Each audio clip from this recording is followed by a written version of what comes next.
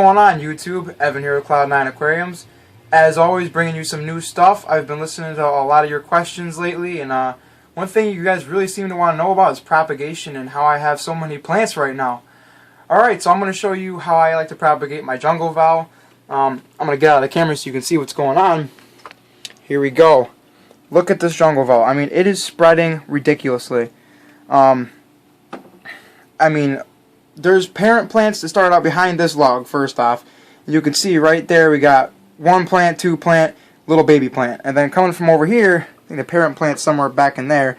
And we got 1, 2, 3, 4, 5, 6, 7 little baby. Look, it's ridiculous. I can't get stuff. And look at this. So if you look at my entire, little aquascape trying to go on right now. See if I can move this down so you can see. I mean, this whole section right here is just completely flooded with jungle val. And I'm trying to have an open area, especially because I have the bigger angels and the rainbows that really need the space to go back and forth. So it's time. It is time to get rid of some of this jungle val. I'm going to be putting it back. We got a little open space back in this corner. I'm just going to kind of fill it in. But this is the one kind of propagation. There's two main types of propagation. Okay, I'm just going to be showing you the propagation via runners. That's how jungle val likes to spread. So you'll see, like I was saying, the baby plant. So actually what it is we got one parent plant, and that parent plant sends off a little shoot. And that plant, goes a couple inches, boom, sends up another plant. And then that plant, once it gets big enough, sends up another little runner, boom, another one. And sooner or later, you got this chain of plants. Okay, now, so if you see a line of plants, chances are it's propagating via runners. Now, this is the easiest type to actually, mechanically propagate, because I can just take a little scissors in, cut that little, I don't even know what you want to call it, but I'm going to call it a little umbilical cord, okay? Because I like to dumb things down for you guys. So think of it like an umbilical cord going back to the parent plant. All you got to do is just clip it right there. Every little plant has its own set of roots. In fact, you can even see, I'm going to see if I can zoom in on this. You can even see those roots right there? So off of every single one of those plants, boom, there's a set of roots. Boom, there's a set of roots. And that right there, that's the runner, okay? So all I got to do, I'm going to go in here with scissors. I'm going to clip that. I'm going to clip that. Boom, you got a new plant. Clip that, got another plant. Now you'll see over here, see these right here? These are little baby plants, okay? I like to leave those attached to at least one plant. So this one I'm going to leave attached to this one, because this one's not quite big enough yet. And if I try to clip it right now, it doesn't have enough roots, and it's not ever going to grab into that soil. Alright, so what I'll do is I'll clip this one, and I'll either leave both of these here until this one gets a little bigger, or I'll drag them out and put them somewhere else.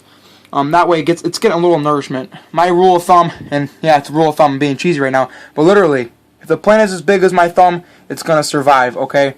One trick to propagating jungle val, and people don't really think about, maybe don't know about, and they kind of question, they clip it out and they plant it again.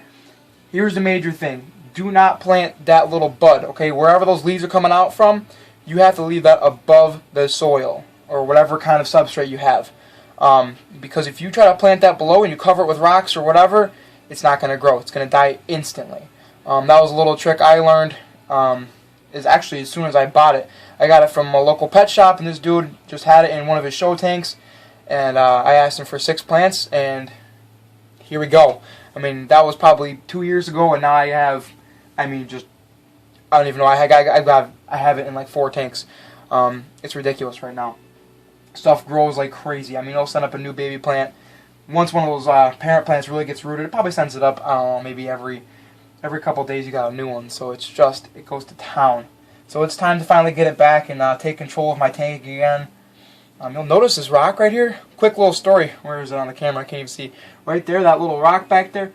My angelfish have been trying to lay eggs on my glass for like the past 2 months, and I keep saying, oh, I gotta put something in there from the laid eggs on so I can take it out. So it's finally happening. I actually put some slate in there, and hopefully we'll get some angelfish babies. That'd be pretty sweet, right? So without further ado, I'll show you how I do this. I'm gonna open up my tank, grab some scissors. The reason I like to use scissors and not my nails, folks, is because when you pinch down on something like that, a runner, you're actually compressing it on both sides, and you're gonna get a bad cut. Now, will it work? Sure, absolutely, you can do it. But it tends to rot out the root, and a completely fail-proof method, some sharp scissors. Make sure you use some stainless steel ones. Obviously, I always have some just for the tank because I don't want anything with soap and blah blah blah blah blah all over it. So you never know. So what I'm going to do, I'm going to reach in here. Yes, you have to get your hands dirty. I'm going to go in here between these two plants. Boom, snip this one. If I can get it. Snip that one. I'll snip this one. I'm going to snip this one. I like to go down the chain and just find the roots, snip these little runners. I don't even know where that one's going to. I'm going to snip this one. Alright, there's enough for now. So I'm going to put this back in my handy dandy little tray. You'll notice I got my most important things in that tray. I got my mag float to clean my algae. I got the little thing of filter floss to clean my algae with if I really need to get dirty. Got my scissors. Of course I got my beer. Come on, people. Live a little. Alright, so now all we got to do to uproot this, just grab it at the root base, pull it out slowly, especially if you have actual dirt, which luckily for me this tank doesn't, but you're going to make a mess. So try to just get it slowly, leave the gravel behind, any kind of substrate. Pack in the hole again. Now look at that.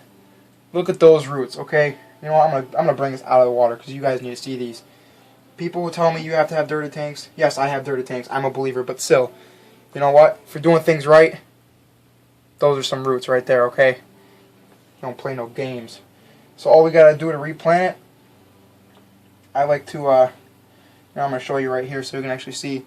I like to wrap the roots a little bit right around my thumb or my pointer finger, either one works. And when I push it in, I'm just pushing right in the middle of the roots.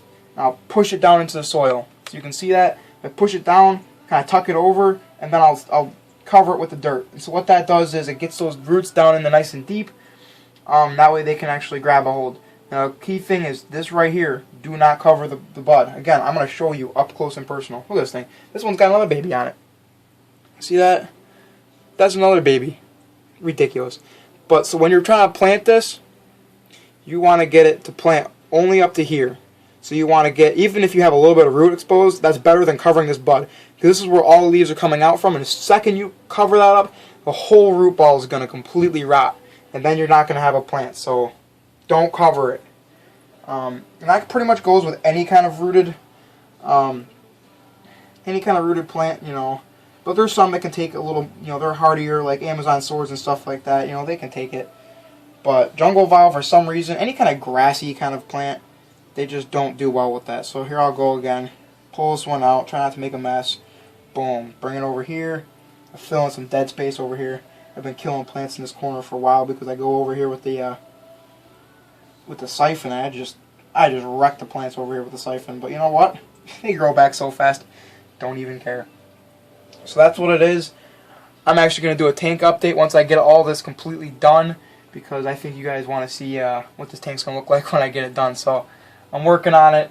It's been a hell of an afternoon in terms of tank cleaning. They've been just, oh, my 30 tall was completely just ridden with algae, but I got it under control this week finally because I turned the lights down, put it on one can and put it down to like 5 hours or something ridiculous of light, and done a bunch of water changes, and now it's starting to look mint. So we got it going. Problem solving 101 right here, guys. But so that's how I like to propagate any kind of runner plants. I know there's a couple kinds of Amazon sword that tend to do runners. Some of them actually shoot runners up though. Some of them don't actually go horizontal.